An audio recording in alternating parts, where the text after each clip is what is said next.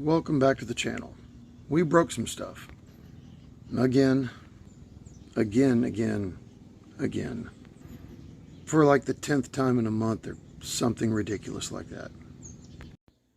After our last repair, I don't even remember what it was. I think it was one of the mini electrical shorts.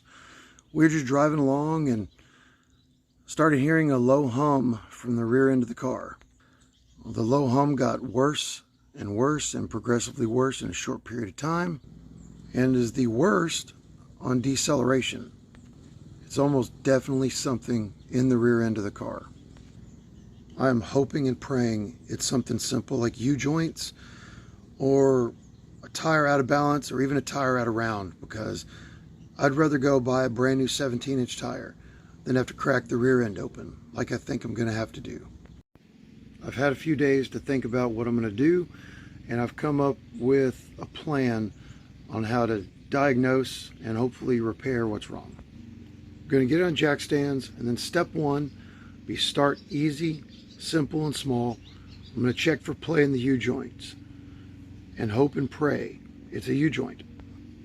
If the U-joints are good, step two will be start the car, put it in gear, spin the tires up in the air, and check and see if any tire is wobbling or out of round. If the tires look good, step three will be to take the tires off and to check and see if the axle is wobbling any, which if the tires aren't wobbling, the axle is probably not going to wobble. Step four would be to remove the wheel spacers, our little bitty 8mm wheel spacers on the rear end, and drive it without those and see if there's any improvement. I don't think it's the wheel spacers, but I can hope. And then step five will be to swap the tires from the front to the back, test drive it, and see if the vibration changes from the front to the back. And I probably forgot to mention earlier, after the humming for a little bit, we moved into an actual like rotational shimmy and shudder, where it feels like something is wobbling, an axle, a wheel, something. Starts about 40 miles an hour and gets worse, and then is worse again on deceleration.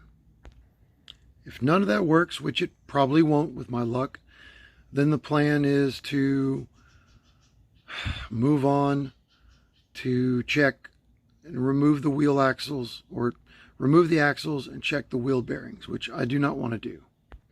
At that point, I'm hoping and praying it's just a wheel bearing inside the axle tube, because if those look good, that means it's something in the actual rear differential. We have never opened up or checked or even looked at this rear differential. Probably a pretty big oversight on my part. It's one of those things that we just kept meaning to do, but other things kept breaking and taking precedent, and we had to move on and do those first. But now the issue has been forced. I had always hoped the rear end would hold up a while, and then we could put C-clip eliminators on the rear end and longer rear axle studs on the back, and just do it all at one time, maintenance it, put new grease, everything. But hopefully that day has not come today, because that's going to take a couple of weeks. If anyone is wondering why isn't Kris Jr. in these videos, we're here to see Junior learn about cars. Well, it is school season again, and Junior is in a very rigorous dual credit high school and college program, engineering program, along with his sister. He goes to school early with his sister, and he gets home late every day, and homework, and he's very busy. And currently we only have 2 days off together every 2 weeks, every other Saturday, Sunday. That is not a child custody issue or anything. We all live together. It's just my schedule, my work schedule. I work every other weekend. So we only have every other weekend off together. And if I only worked on this car every other weekend, we'd be like 20 videos back. It would never get running. Junior does need to be here to learn about this, but it's going to be another 2 weeks until he'd get to work on it. So that's 2 weeks our daily driving fun car would be parked, not moving. We couldn't use it because at this point it's making enough noise. I'm afraid I'm going to damage it. So this has got to be done now. So let's get this thing up and see what fresh hell we're dealing with now. Sorry, I'm on like week 4 of losing my voice. Nothing I can do about it. Well, bad news right off the bat. The U-joints appear to be fine. There's no side to side or up and down movement in the actual U-joint itself. All the U-joint bolts appear to be tight. So that's not good. I mean, it's good, they're tight, but I was hoping this would be an easy, quick, obvious fix. However, we do have that much play, and that lash is inside the rear end. That is how much play I have. Well, no, the tire is moving, so okay, that's not too horrible. I thought I had that much play without the tire moving, but both tires are moving at the same rate when I move the gears. Just seems like that's a lot of lash. I'm not sure. But anyway, the U-joints front and back appear to be fine, which kind of bad news. We've moved on to the tire rotation.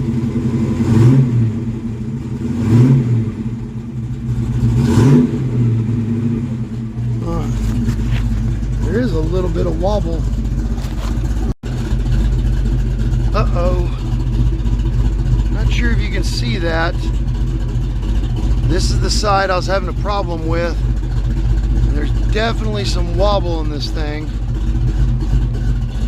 Just not sure if it's the entire tire or... Ooh. No.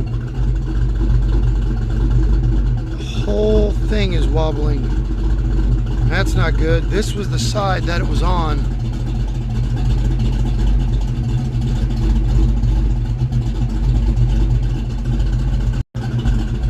Unfortunately, being by myself, I can't give it gas, get it going and get it out here going very fast to get on camera, but definitely something going on here. Now I guess we'll take that wheel off and see if the axle's bent or if it's the rim. I gotta say, this one isn't looking perfect either. Just an ever so slight little wobble from the side.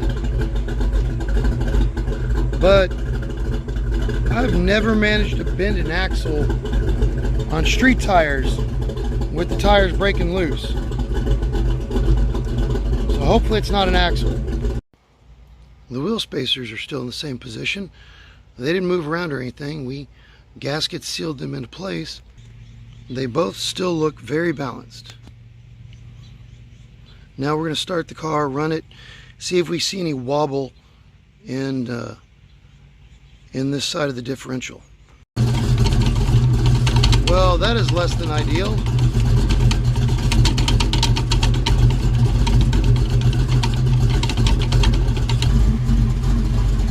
This one's got an ever so slight little wobble to it, but not as much. Took the brake rotor off.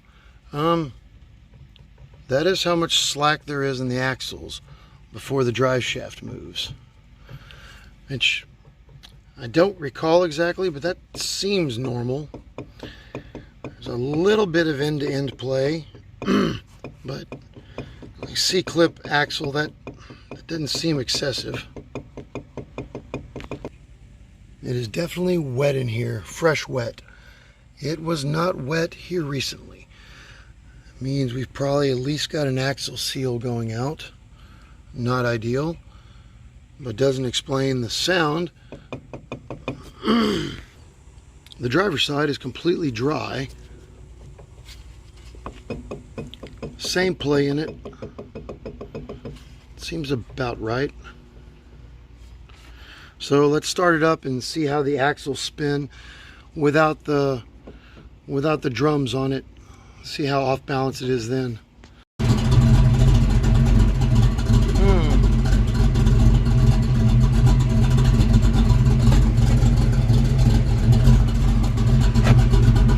Having trouble deciding if I'm paranoid or if there's some wobble there.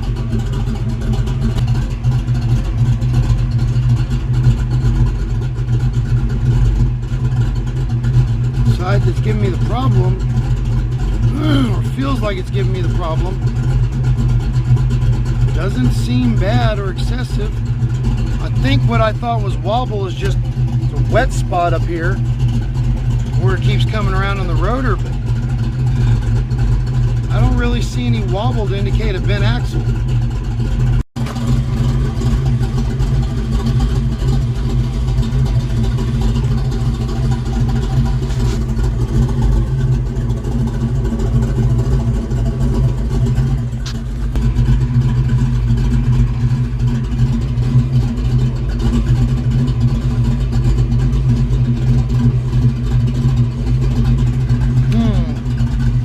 Definitely not the smoking gun I was looking for, but seems to be an ever so slight amount of wobble up top. Ooh, there's some wobble there.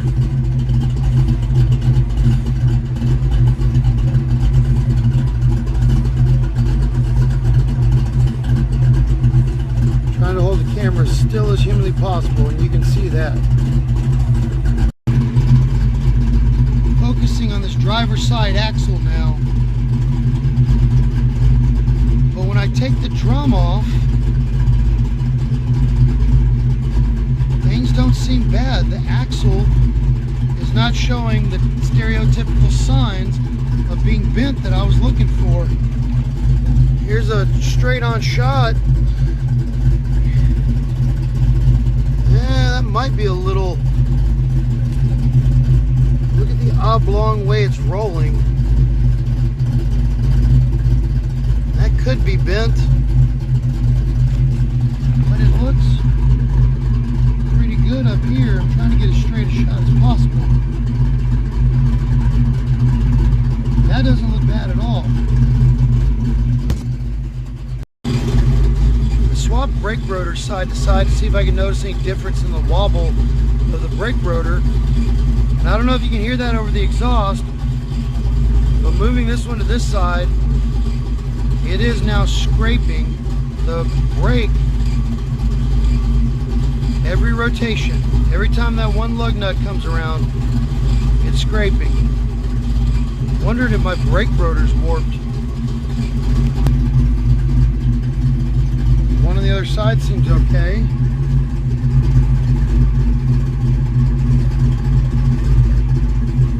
Again, I don't know if I'm being paranoid or if there's less wobble on this side now.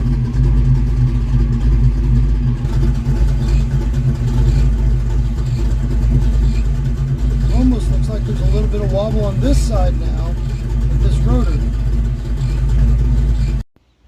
I went ahead and pulled the wheel spacers off the back. I don't think they're the cause of this, but I want to be certain. They don't appear cracked or warped, and there doesn't appear to be anything wrong with them, but I've just got to start the process of elimination. We only put on the rear wheel spacers because these Cobra R's required a front wheel spacer, and I just wanted to even out the stance. It does not need a wheel spacer in the rear to clear the tires. And despite not thinking that's the problem, I'm going to go ahead and eliminate them and go test drive it. It's time for a test drive. I did not find the smoking gun that I was hoping for, just clear, concise, definitive evidence of what's wrong. All I did was remove the wheel spacers and I switched the brake drums from side to side. I'm going to go see if there's any discernible difference at all. I forgot to mention earlier, when you put a car up in the air like this, make sure to chalk your front wheels that are on the ground, which I just did a really good job of. So good, in fact, I could not leave when I tried to go on a test drive. It turns out old, rotted, rusted cylinder heads are great wheel chalks.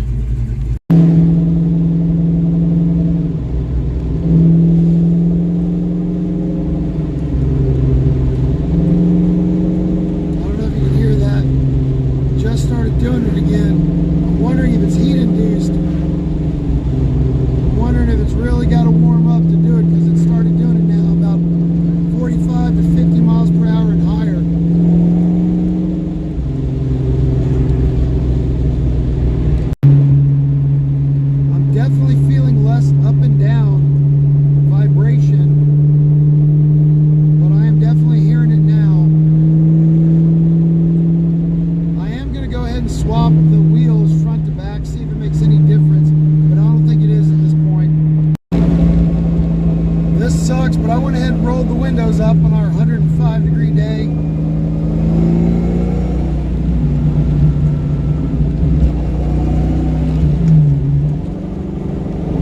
I don't know if you can hear that, but it is definitely louder with the windows closed.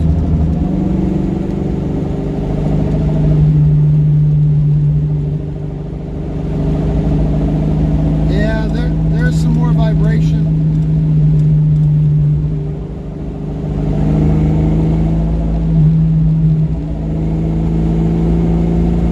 Yep, that's a problem.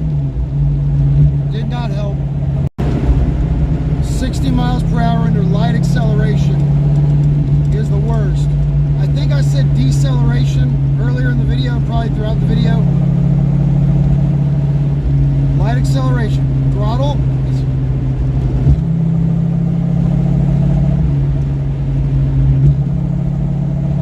Yeah, light acceleration makes it much worse. All right, tires are swapped front to back. Let's go drive it. Time to driver. And of course, I gotta have the windows up so I can hear what's going on. This segment of our show is sponsored by dehydration, the official sport of Texas. If you're not dehydrated, you're not working on a car in Texas. I might be close to an actual mental break. It is that hot in here.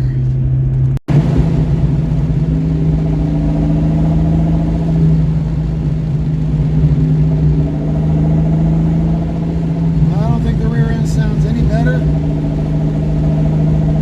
Although one of my tires may be out of round because I do have a little bit of rotational vibration up front of the steering wheel now. Just a tiny little bit. But overall, I don't think the tire swap helped at all. Alright, I'm just pulling out of a local tire shop. I had all 4 tires balanced. They all 4 needed balance. They had all thrown some weights. They were all very off balance. I still don't think that's going to fix our problem though. Okay, we definitely have less rotational vibration and bouncing and up and down at all 4 corners than we had previously, but I haven't been fast enough to see whether or not the rear end makes any noise. I'm really losing my voice now. Alright, we definitely have a lot less vibration, a lot less wobble. Things are definitely a lot smoother than they were, but we've definitely still got some rear end whining and humming going on. Let's see if going faster makes it better.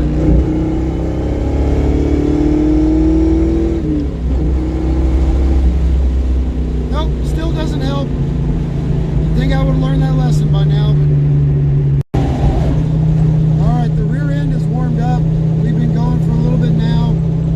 Definitely getting more whining sound. Definitely getting more vibration. It is getting worse as it gets warmer. It definitely cooled off while I was getting my tires balanced. So I think I'm going to take it home, park it. I'm done for the day. But I think tomorrow I'll wake up when it's nice and cold.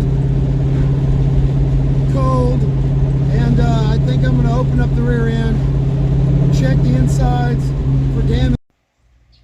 It's the next day. Some stuff came up yesterday and I had to stop working on it, but it's bright and early the next morning and one of our new brake drums is already on. Amazingly enough, it just slid right on without any issue. I can't believe it. Done. It took longer to jack up the car than it did to swap out the brake rotors. I am quite unhappy right now. Whatever brand rear end girdle this is uses these Allen head bolts. I do not have the proper Allen head wrench to take it apart. I seem to have the size bigger and the size smaller in both metric and standard. And because I don't know what brand this differential cover is, I have no way to look it up and see exactly what I need. So it looks like I'm going to the hardware store to buy an all new Allen driver set for my socket. Good times. I'm back from the hardware store. Turns out these things are 7/32 SAE hex driver. I had to buy both SAE and metric to find that out. These things are also extremely loose. So loose that if I would have found a 7/32 standard handheld Allen wrench, I could have just pulled them out pretty easy. That does not inspire confidence. As you can see, it appears it has been leaking some. So let's pull the drain plug and see what it looks like inside, which is conveniently a different size hex head. Someone was kind enough to pre-strip out my drain plug for me. It is no longer standard nor metric, and anything you put in there just rounds it further. So I'm just gonna have to pop this thing off the old-fashioned way and see how it goes. Let's see how much rear end grease we have in this thing. Oh, come on. Ugh, come on.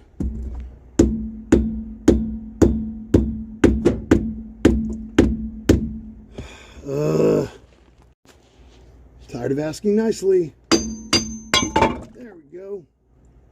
Huh. Alright. That actually looked like a full load of rear end grease. That's good. Excellent. Oh yeah. Smells amazing as always. For anyone unfamiliar with rear end grease, about the only thing in the world that smells worse is a rotting corpse that's been out in the Texas sun for a week. Nothing looks bad in here. There's really not much extra lash in the rear end. Not that I can do this very well one-handed, but nothing looks horrible. That might be a little bit too much play. I don't know. Ooh.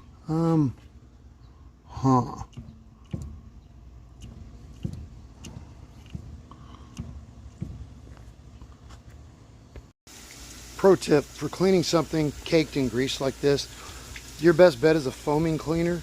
And it doesn't even matter what foaming cleaner. I don't have any fancy engine degreaser right now. I've just got this interior foaming cleaner, and it just cuts through the grease like crazy. It does better than most engine degreasers. And I just realized that the problem I'm having with this thing is that's not grease so much as it is old paint. Looks like someone tried to spray paint this thing black. It's old paint mixed with grease, possibly spray painted on top of grease. Sounds like something I would do. Never do something that I would do. Alright, a couple of updates. First, the drain plug, it is in there for life. It's not going anywhere. I tried everything including heat. This metal is just so soft and so chewed up already, it just kept getting larger and larger and reaming out. So I'm just going to leave it. I got the fill plug out, no problem. These stoppers were pretty stuck, but I managed to get them out somewhat easily. And as far as the appearance, I was going to scrub it all the way down and polish it out and make it pretty, and then I realized no one's ever going to see this. I don't even see this thing. So I got bored and decided not to, and I stopped. So we're just going to install it the way it is. I hit both mating surfaces with a wire wheel and got them clean, and it's ready to go back in. The person who installed this thing previously did a pretty good job. They used a gasket and everything. I don't have a gasket, and I couldn't find an 8.8-inch gasket anywhere in the area, so I have gasket seal, which is just as good, right? Right. I did not record any of that, but as you can see, I put a pretty big healthy dose of black silicone around the whole thing and tightened it down. I made sure to get some silicone in the bolt holes also with the bolts so they don't back out like they were backing out earlier. And because I'm paranoid, much like with my oil pan on my engine, I'm going to go around this with another bead of silicone on the outside and seal it up anymore because I can't stand oil leaks. When it comes to these differential bolts, I can't tell you how tight to tighten these down. I don't even know what grade these bolts are, so I couldn't find a torque spec for them.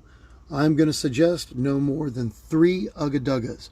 You might get away with 4, but I can tell you filling these things up, 5 ugga-duggas and you're going to have stripped holes and broken bolts. So good luck and God bless with that. As always, this is not an instructional video, but if you're wondering what the deal is with these differential girdles What these do is you back these all the way out before you start. Then you tighten these down against the caps, the main caps inside. You tighten down the centerpiece nice and snug. Then you tighten the set nut on top of them. And that helps brace the inside of the rear end against the outside, keeping it from flexing and twisting. I do not want these tensioners leaking either, so I put some black silicone all around them. And then you tighten the lock nut down with a hand wrench. Again, no more than 3 ugga-duggas or you're asking for trouble. The silicone will help everything, keep it from backing out and keep it from leaking. Believe it or not, I actually spent money on a good quality name brand rear end grease, axle oil, whatever you want to call it, because I really want this thing to stay together for a while. A little piece of tubing or hosing will make your life a lot easier, because it is very hard to get these bottles in here between the gas tank and the rear end. Be patient. This stuff flows about like raw honey. It takes a couple of minutes per bottle. So, these things are supposed to take 2 to 2.5 quarts of rear end oil. I just put in 3 and it's not overflowing yet. I think maybe that's because it's jacked up in the front. I think if I lay it down on the ground flat, it'll probably overflow the drain hole and it'll probably be the correct depth. I'm going to find out. That did not work. I can stick my finger down the fill hole and I still can't feel the rear end oil. Reading online, it seems some of these aftermarket rear differential girdles take an extra quart in them because they're so much larger and thicker and cavernous. I didn't even think about that. So back to the parts store I go again for the 3rd time today already. The car's back on the ground. It is ready to test drive. There's good news and there's bad news. The good news is the rear end did not appear to drip any of the 3 quarts of oil I put in the back of it while I was gone. The bad news is I brought 2 quarts back with me, 1 extra, and it took them both and still did not reach the overflow level. I've never seen that before. 5 full quarts in it and it still didn't overflow. I could feel it in there. It's pretty close, but it still isn't 100% completely full. But it doesn't matter. I'm out of time. I've got to test drive this thing and get one of my kids from school. I was wondering about that. Yeah, with the new thicker brake pads, the emergency brake catches a lot sooner. I used to bring it up quite a bit higher to get it to set. That's good. Let's go see if anything that we did these last 2 days mattered at all. I'm going to say probably not.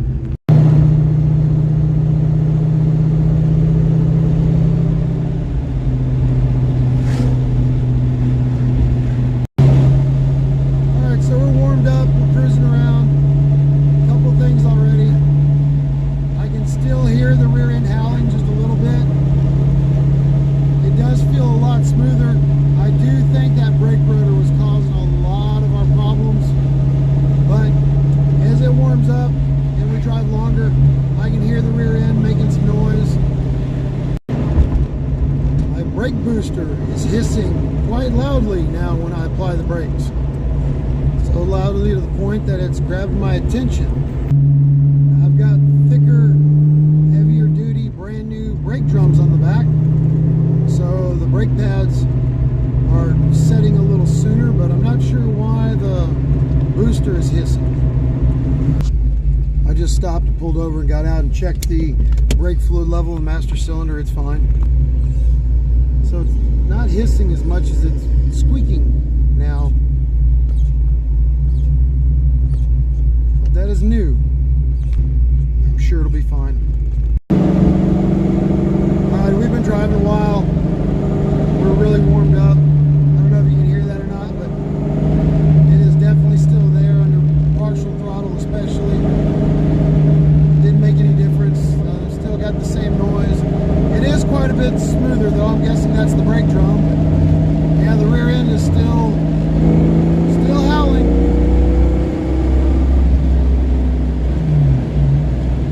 Nothing I can do about it right now.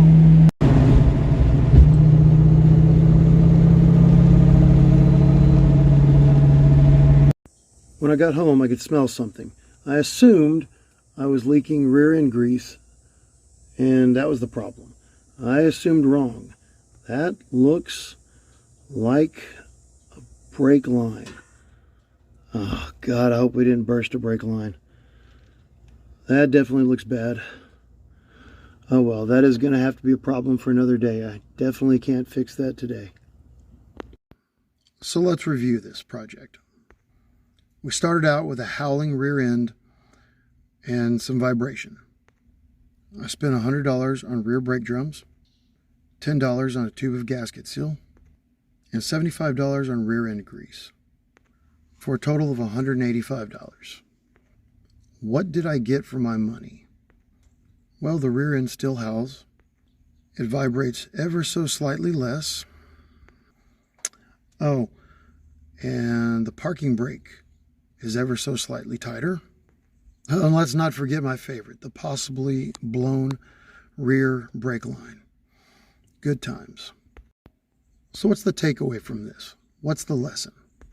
The takeaway, the lesson to be learned, is that things like preventative maintenance and trying to fix something before it's completely broken, complete waste of time and money. Don't do it. Your car will let you know when it needs fixed by blowing up and leaving you stranded. Until then, just leave it alone. This was nothing but a waste of time and money, and it has possibly led to a larger, more expensive, more difficult project because of it. That's all my fault. I should have known better. I should have sent it until I bent it, and then called a tow truck through my insurance company, had it brought home, and then fixed it. This was just a waste of time and money. So what to do now? What to do moving forward? The proper way to fix this would be to take the whole thing apart, inspect the gears, measure and replace shims, change gaskets, replace wheel bearings, rebuild the traction lock system, and refill the rear end. You know, the professional way to fix it. Are we going to do any of that? No, of course not. So what are we going to do? Nothing.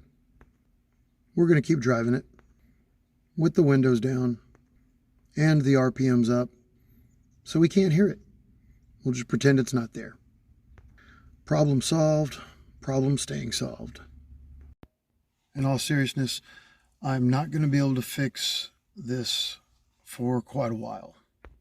I'll continue to monitor and evaluate the brake situation, the brake fluid, and see how that goes. And if it becomes a major issue, I will have to address it here soon. But for now, we're just going to keep driving it here locally.